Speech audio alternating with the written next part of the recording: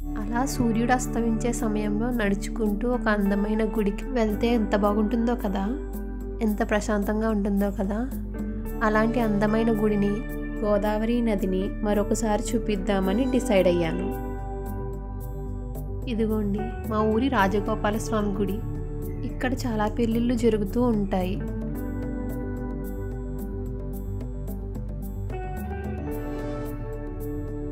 ఇక్కడ మేము వెళ్ళేటప్పటికీ పెళ్లి కూతురు కారు నుంచి దిగుతుంది. ఈ గుడితో మా మమ్మీకి కూడా ఏయో మెమరీస్ ఉన్నాయంట. అంటే అప్పుడు స్వీట్ మెమరీస్ అయ్యి ఇప్పుడు ఏంటో మరి నాకు తెలియదు.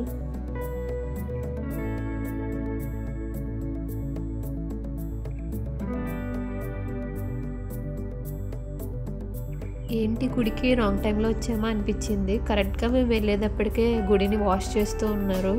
అంటే పెళ్లి టైంకి నీట్గా ఉంచాలనేమో. అక్కడ బ్లూ చైర్స్ కనిపిస్తున్నాయి కదా, అదే పెళ్లి జరిగే ప్లేస్. అదిగోండి అక్కడే మా మావయ్యాల పెళ్లి జరిగిందంట. గుడిలో చల్లగా ఉంటుందేమో అనుకున్నాం.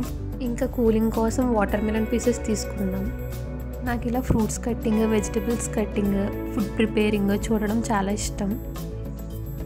నాకు తెలిసి చాలామందికి ఇష్టం. చేయడం కష్టం కానీ చూడడం ఈజీయే కదా.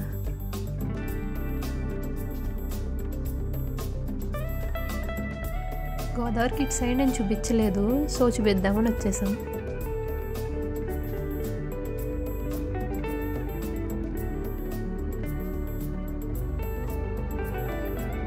గుడిలో చాలా వేడిగా ఉంది. ఇక్కడే కాస్త చల్లగాలి వేసింది.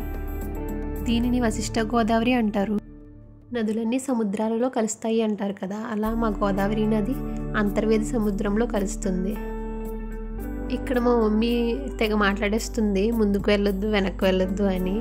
మరి ఓవర్ కేరింగ్. మీకు కూడా ఇలాంటి ఓవర్ కేరింగ్ మదర్ కానీ ఫాదర్ కానీ ఉంటే నాకు మీ ప్రాబ్లమ్స్ చెప్పండి. అలా ఇంకా మొక్కజొన్న తీసుకుని ఇంటికి వెళ్ళాం.